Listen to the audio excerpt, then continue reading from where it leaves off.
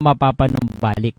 Sabi po doon sa Romans 10:9, kung ipapahayag ng iyong bibig na si Jesus ay binuhay ng Diyos mula sa mga patay, ikaw ay maliligtas. Si Kristo ay nagkatawang tao, namatay sa krus para bayaran ng ating kasalanan. At lagi natin sinasabi, ang impyerno ay may kaugnayan sa Pasko. Bakit po?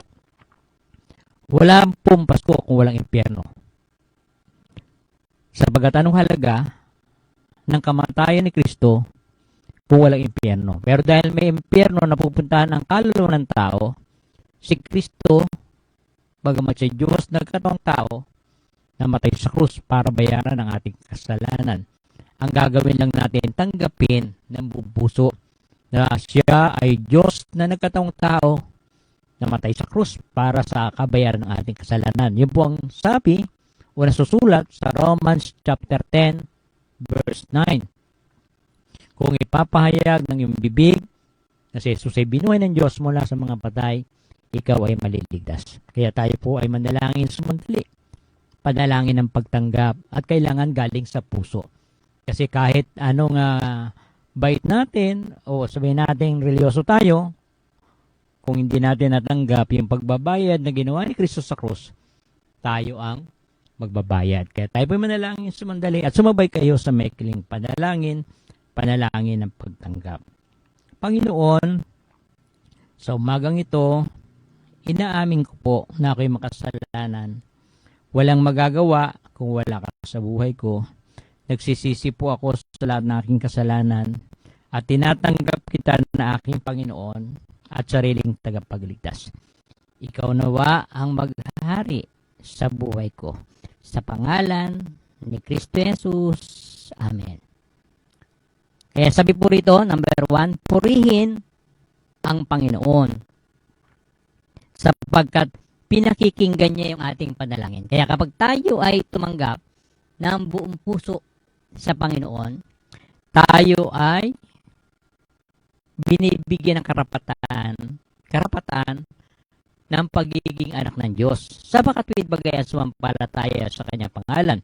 Sabi po sa John 1:12, datapwat ang lahat na sa kanya ay nagsitanggap ay pinagkalooban niya sila ng karapatan ng pagiging anak ng Diyos. Sa makatwid bagay ang sumampalataya sa kanyang pangalan. At kung anak na tayo ng Diyos, sabi po sa 1 John 5:14, and this is the confidence that we have in Him. If we will ask according to His will, He heareth us. Ito ang pagkakatiwala na meron tayo. Na kapag tayo ay humiling sa kanyang pangalan, tayo ay kanyang pakikinggan. Kaya sabi dito, purihin ng Panginoon sapagkat siya ay nakikinig sa ating panalangin. Then letter B, siya ay sumasagot sa ating karaingan. Kaya huwag tayong mag-aalinlangan, huwag tayong magdududa. Ang Diyos ay omnipresent na Diyos.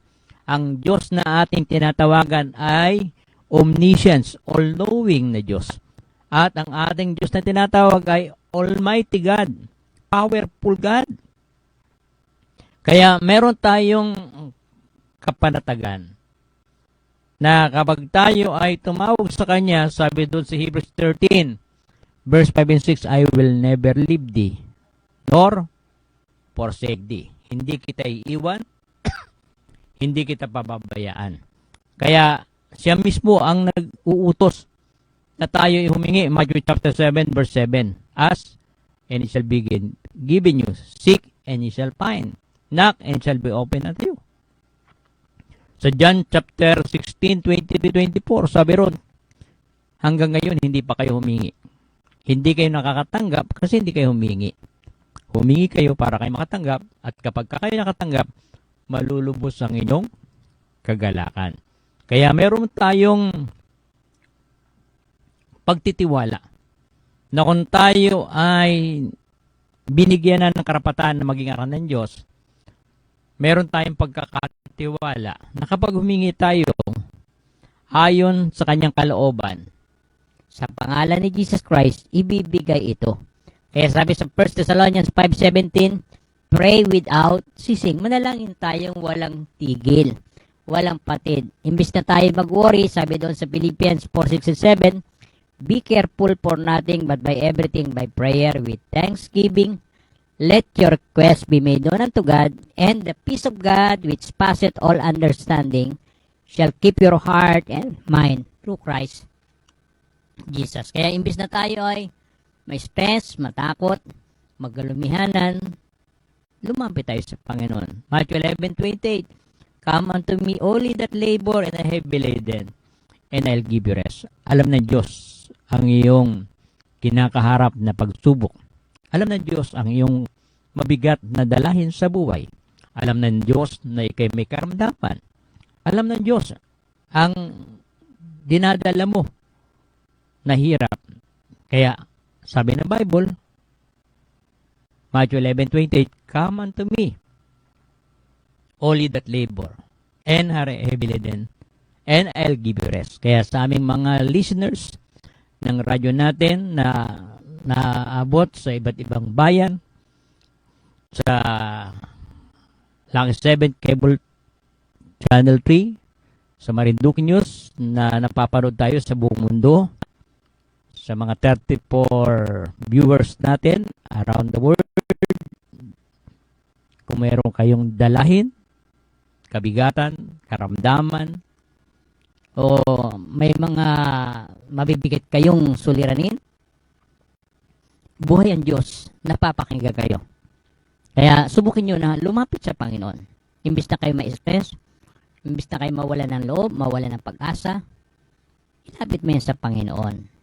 Kaya sabi ito, siya'y sumasagot sa ating mga karaingan.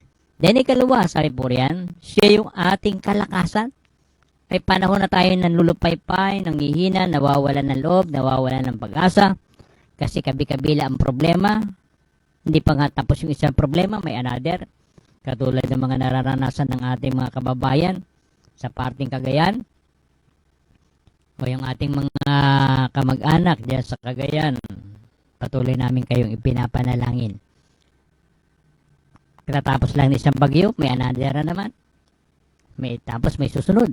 At ngayon, may nagbabanta na naman pagpasok ng another na bagyo. Kaya, imbis na tayo magulumihanan, imbis na tayo matakot, lumapit tayo sa Panginoon. Sabi sa Hebrews chapter 12 verse 2, looking unto Jesus, the author and finisher of our faith. Kaya sabi rito, ito yung ating kalakasan. Siya yung ating kalakasan.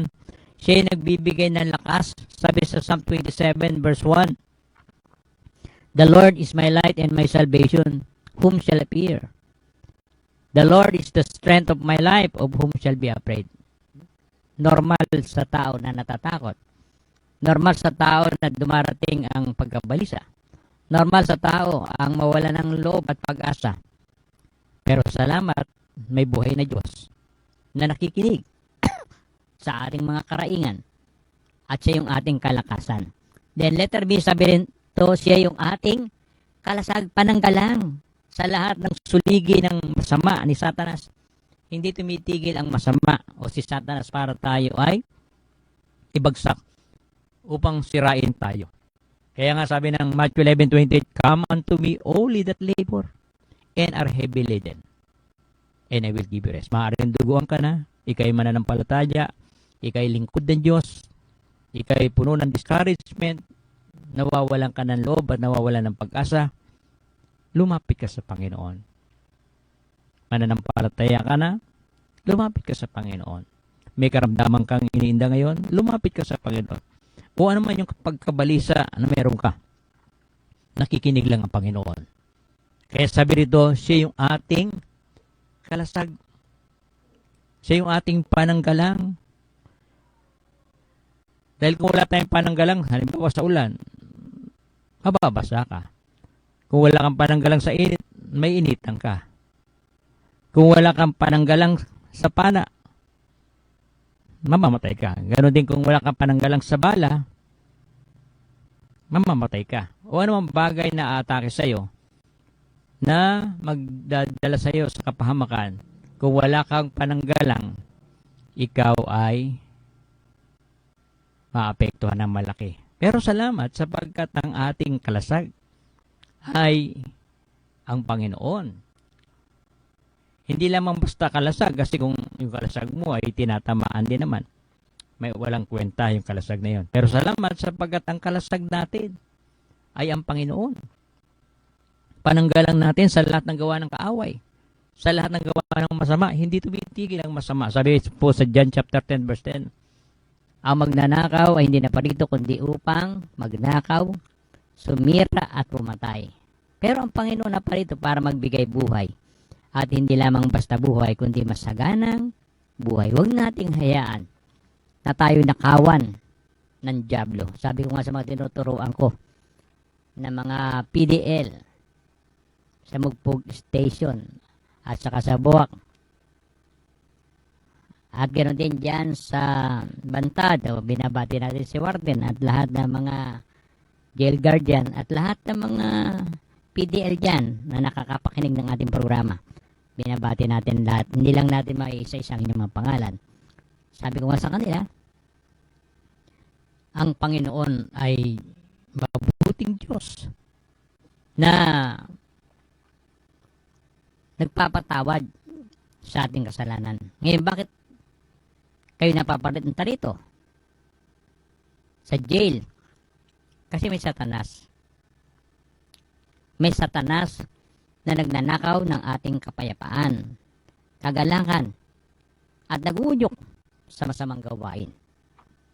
Kaya, pag nakinig sa gawa ng kaaway, sa payo ng masama, sabi doon sa Psalm chapter 1, verse 1, mapalad ng tao ay hindi nakikinig sa payo ng masama, ni tumatayo sa daan ng mga makasalanan, ni nauupo sa upuan ng manlilibak, kundi ang kanyang kaluguran ay nasa kautusan ng Panginoon at kanyang pinagbubulay-bulayan ito araw at gabi. At siya matutulad sa isang punong kahoy na natatanim sa siping ng tubig at nagbubunga sa takdang kapanahunan. Kaya sabi rito, siya yung ating kalasag, siya yung ating malalapitan. At mahalaga po na tayo rin ay maging tagapagbigay ng encouragement sa iba. Kaya kung nakapakinig ka ng programa na ito, i-share mo sa iba. At maging kapartner sa gawain ng pangangaral ng Ebanghelyo. Na ito po ay utos sa mga anak ng Diyos. Kaya yung partnership po natin ay mahalaga. Ibig sabihin po, hindi lamang ako ang inuutusan ng Diyos na magpahayag ng Ebanghelyo. Lahat po ng naligtas ay inuutusan. Ngayon, sa pamagitan po ng tinatawag na partnership, kaya meron tayong GCash number. Ang GCash number po natin, 099-5543-6598. Ang ibig sabihin po ng partnership, tayo po ay magkatuwang sa pagbabahagi ng mabuting balita ng kaligtasan. Sa pamagitan po ng partnership, hindi lamang ako ang nag-share ng gospel, kundi katuwang. Kaya nga tawag doon, partnership. At mahalaga po na sa gawain ng Panginoon ay mayroong pagtutulungan o pagsasama-sama. Dahil ang gawain nga ay hindi ko gawain, ito po'y gawain ng Diyos na inuutos sa akin at hindi lamang po sa akin, kundi sa bawat mananampalataya na nakakilala kay Kristo. Sabi po sa Matthew 28:19-20, Go ye therefore and teach all nations, baptizing them in the name of the Father, and of the Son, and of the Holy Ghost, teaching them to observe all things whatsoever I commanded you. And lo, I am with you always, even unto the end of the world. Kaya yung ating GCash number ay 09955436598. At ito po ay kung gaano lang ang iyong kaya. Ibig sabihin, kung kaya mo 10 piso, 20 pesos, 50 pesos. Ngayon kung mapagsama-sama natin, yan po ay malaking bagay at makakatulong po yan para lalo nating ma-share yung ebanghelyo sa lahat ng tao. Kaya mahalaga po yung tinatawag na partnership. Kaya sabi rito, siya yung ating kalasag, tanggulan.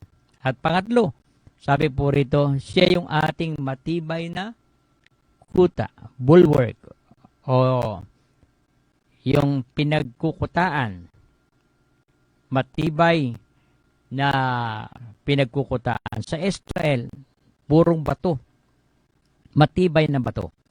Kaya hindi sila basta nalulupig ng kanilang kaaway sa mga oras na ito. May gera pa rin sa Israel. Pero meron silang Iron Dome. Kaya nilang tapatan yung mga iba't ibang missiles na dumarating galing sa iba't ibang mga kaaway. Kaya sabi rito, siya yung ating matibay na kuta. Ang Panginoon ang ating matibay na pinagkukutaan. Ibig sabihin, protected tayo kung tayo nasa Panginoon. Letter A, sabi rito, siya yung kaligtasan ng kanyang bayan.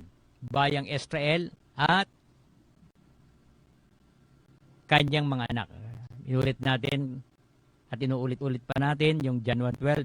Sabi ron, datapwat, ang lahat na sa kanya nagsitanggap ay pinagkalooban niya sila ng karapatan.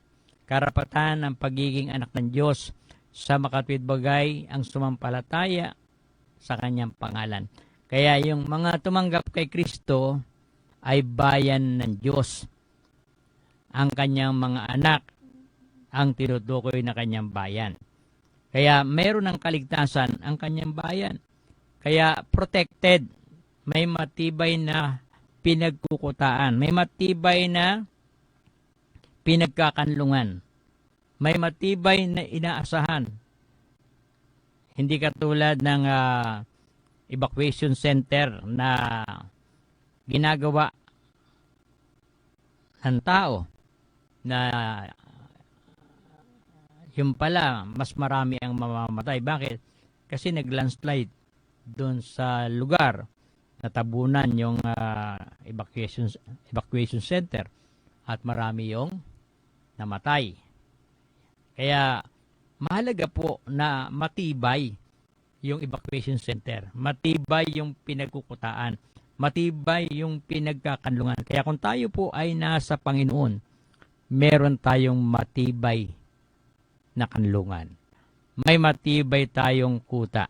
Kaya naroon yung kapanatagan, naroon yung kapayapaan, naroon yung kagalakan, kahit may pagsubok, kahit may problema, kahit iba't iba ang mga kinakaharap mong challenges sa buhay. Ikaw ay nanatiling masaya na i-apply mo yung Philippians 4:4. Rejoice in the Lord always. And again, I say, rejoice. Lagi kang masaya kasi kasama mo ang Panginoon. Alam mo, hindi kanya iniiwan. Alam mo na hindi kanya pababayaan. Kaya letter B, sabi rito, siya rin ang umaalalay sa atin sa bawat landas na ating tinatahak. Naroon ang Panginoon. Hindi niya tayo iniiwan, bagamat tayo nag-iiwan sa Kanya. Bagamat tayo lumalayo sa Kanya, pero naroon pa rin ang pagmamahal ng Diyos sa atin. Inaalalayan pa rin niya tayo. At sabi doon sa Romans 8:28, and for we know that all things work together for good, to them that love God, to them that are called according to His purpose. Kaya yung mga nangyayari sa buhay natin, pinapahintulot ng Diyos yun para sa ating ikabubuti. Pero hindi niya tayo pinababayaan. Kasi lagi siya nakaalalay. Lagi siyang handang tumulong sa atin. Bagamat tayo'y lumalayo sa Kanya. Bagamat tayo ang humihiwalay sa Kanya. Pero ang Diyos nariyan lagi. Sabi ron sa Hebrews 13, verse 5 and 6, I will never leave thee, nor forsake thee. Hindi kita iiwan, hindi kita pababayan.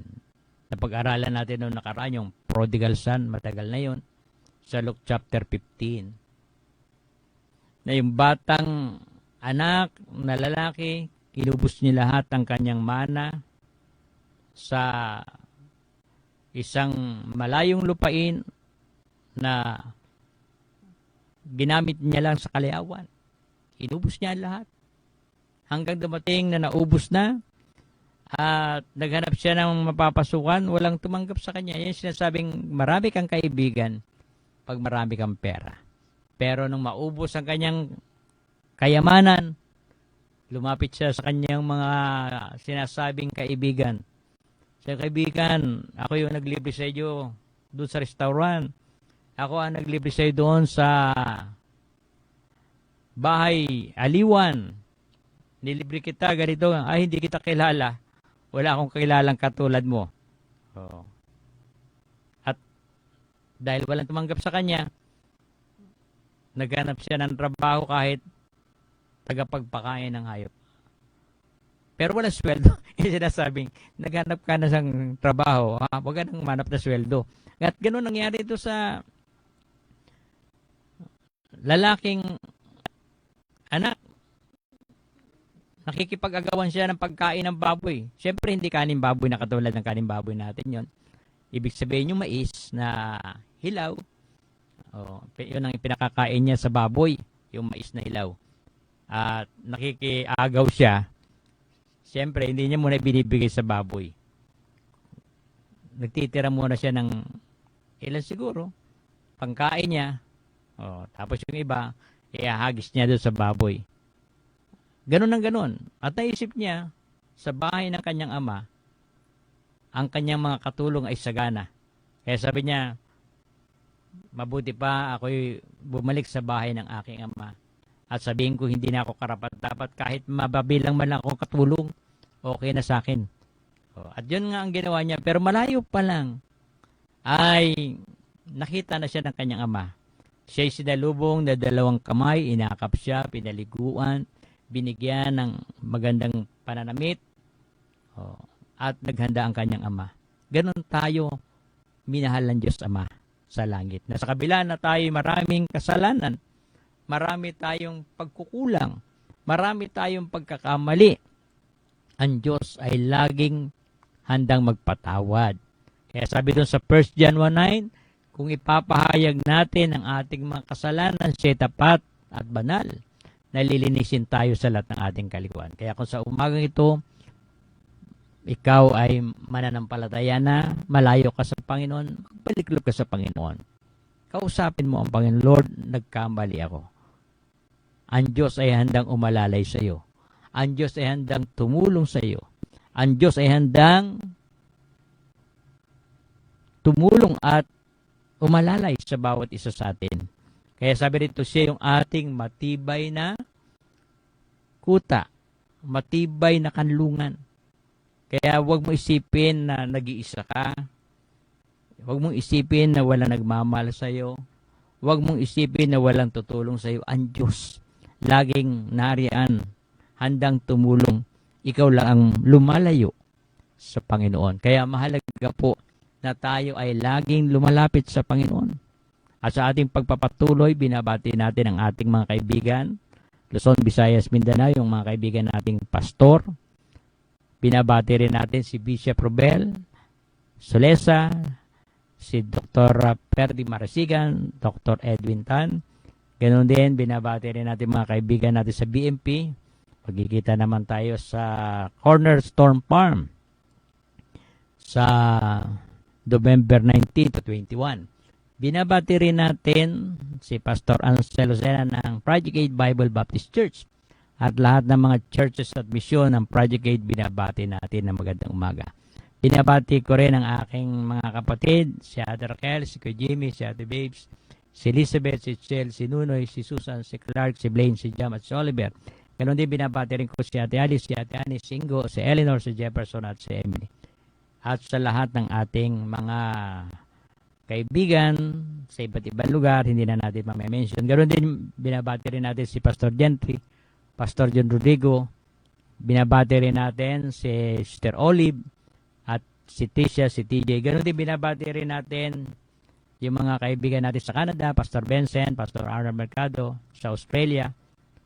Ganoon din sa Africa, sa Myanmar, sa Bangladesh, sa Indonesia, ganoon din sa Africa, sa India, ganoon din sa Europe, ganoon din binabati rin natin yung mga nasa Hong Kong, ganoon din sa Vietnam, ganoon din sa Cambodia, at sa iba pang mga lugar. Mayroon po tayong 25 o 21 missionary around the world na ating sinusuportahan. At ganoon din ang iba pa nakakapakinig ng ating programa. Binabati rin natin ang iba pa nating mga kaibigan. Ganoon din binabati rin natin si Governor, si Congressman, si Mayor at si PD. Tayo po ay manalangin sumandali. Dakilang Diyos na makapangyarihan sa lahat. Sa umagang ito, nagpupuri, nagpapasalamat kami sapagkat ikaw ang aming matibay na kanlungan. At sa oras ito, Panginoon, ikaw, O Diyos, ang aming itinataas. Pinapanalangin namin, O Diyos, ang aming bansa, ang aming Pangulo, ang aming Governor, Congressman, Mayor, ganoon din po si PD, ganoon din po yung mga naapektuhan ng bagyo. Ikaw po ang tumulong sa kanila upang muli sila makarecover. Ganon din po yung mga mayroong mabibigat na suliranin, problema. Ganon din po, Panginoon, ang mayroong karamdaman at kabigatan dala-dala. Ikaw po ang tumulong sa kanila. At patuloy na ikaw, Diyos, ang magbigay ng tagumpay sa amin. Ito po yung aming dalangin sa matamis na pangalan ni Kristo Jesus. Amen. Muli, tinabati natin ang aking may bahay, Sister Jenny, si Jemima, si Joy, si Jabez, si Sia, si Ian, si Jelin, si Pard, si Argel, si Cristel, si Ledor, si Kim. Ganon din binabati rin natin si PD, Colonel Arthur A. Salida, ang Batch 81 ng Malidig Institute, ang Dibilia Alumni, ang MSWDO, ang PSWDO, ang Team PD, Team Ezekiel, Daniel, Moses, Uriah, David, Mika, Paul, Team NSU, Team Jepta. Ganon din mga taga-Kausugan.